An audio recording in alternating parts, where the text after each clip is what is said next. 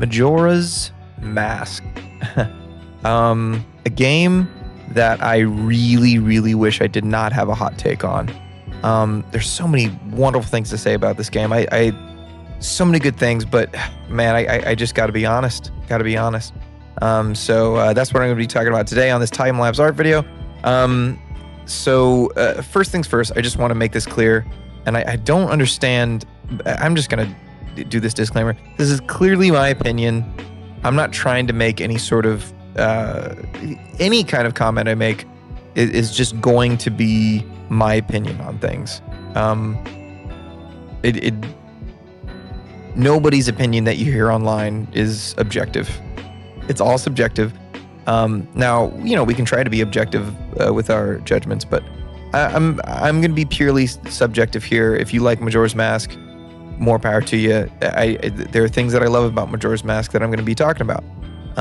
However, I just want to talk about it. My personal tastes for games is I really like actual gameplay. A lot of people nowadays, there's a lot of modern games where people say, oh, that game is great, but really the only thing that can talk about is the story or the characters or things like that. My opinion is, listen, if I want a really amazing story, give me a book or give me a movie. Video games, not that they can't have good stories, but the story should ultimately be supplementing the gameplay or vice versa. They should blend together in such a way that those two elements don't seem separate from one another. They should be in chorus with one another. So the games that I like the most are the games that manage to do that and manage to do that in spades. Those are my favorite games. And Majora's Mask actually happens to be able to do that in kind of a beautiful way. So Majora's Mask, you've got to, before you even start addressing the gameplay of Majora's Mask, you kind of have to discuss the plot, because the gameplay and the plot are like inextricably linked to one another. You actually can't separate them, which that's one amazing thing I can say about this game. The cohesiveness of the tone of this game, the story of this game, and the design of this game, all of that blends beautifully, wonderfully. And so to me, this is part of the reason why I wish I liked this game more, because to me, in terms of cohesiveness, it's just a super cohesive game, and I really appreciate that aspect of it. The tone of it is just unmatchable, man. Majora's Mask's vibes are so like strong and powerful. I love the way that game makes you feel. The plot, I mean, you've got 3 days until the whole town is destroyed, and everyone is coping with that in their own individual ways, and it's super fascinating to see different characters in different contexts. And not only that, your central mechanic, which is a time mechanic, there's time manipulation. You can slow down time, you can go to different days, and on different days different things happen. And so you have this clock right in the middle of your game, informing most of what you're doing in the entire game. And right, that's supposed to give you this feeling of dread, and it does. It is super impactful in a game about losing time.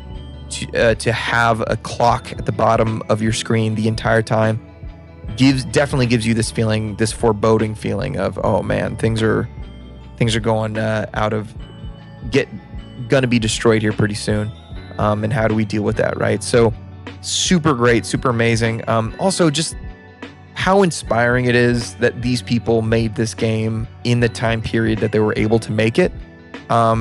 They had, I think it was either a year or less than a year or a little bit more than a year. I'm not sure how long they had to actually work on Majora's Mask, but it wasn't very long. This is why they used all the assets from Ocarina of Time. Really, I think them using assets for the Ocarina of Time actually helped it, because the game is so like bizarre and surreal. It's got a surreal quality to it. So The fact that you recognize some of these faces in different contexts and maybe in happier contexts really adds to the surrealness of the game. It makes it feel more like a dream, right? Because dreams, you see in your head, like you'll see people who you saw walking on the side of the road, right? You'll see them in your dreams, or people that you know. So it really adds to that aesthetic. So the aesthetic of Majora's Mask, the music of Majora's Mask, love all of that stuff. Now here's my criticism. This is an adventure game. It is designed, generally speaking, to be a game where you run around, explore, and find stuff. It's the same kind of setup as Ocarina of Time, except it has this time mechanic, right? Here's the problem with that. I am not compelled to explore and find things when there is a clock at the very bottom of the screen the entire time. Now, that's not to say that this mechanic doesn't get taken advantage of in amazing ways. You can manipulate time to be able to make a sword. When I did that sword quest, it really helped me see kind of how amazing that mechanic could be. But to me, the mechanic, it doesn't, like, people will rant and rave about the side quests in that game, but I never did them. I don't want to play the side quests because the central mechanic makes it so that I am so pressured to do everything in time that I don't want to mess around or play in that world more than I have to. It's almost like the tone of this game is so impactful that I actually don't want to play it. Which it's a little bit of an ironic thing. It gets me to think there's a lot of media like this. I think the first thing I can think of is Order of the Phoenix, Harry Potter. That's a movie where it's like, that movie is trying to make you feel oppressed like the students are, right? And it's doing a pretty good job at making you feel that way. The only problem is, if you feel oppressed in the movie theater, you're not going to want to sit longer in the movie theater, right? So it's interesting because it raises fascinating questions about what makes a good piece of art. Communicating the ideas and feelings that it's supposed to be communicating, or how much I actually want to continue to watch it and rewatch it, right? Or how much I like watching it.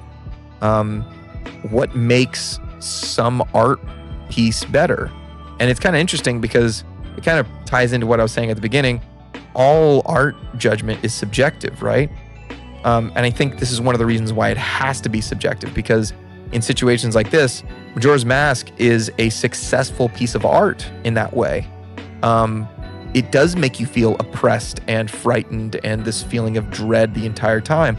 But to me, I think that cuts the actual game right off at the knees. I don't want to play it longer than I have to. And if the game, in order to be good, is trying to get me to explore and to go around, it's cutting itself off at its own knees, at least in my opinion. I don't ever want to replay that game. I don't like playing that game. I don't like being it. And it's a bummer because I love the atmosphere. I love the music. I love the vibe of it.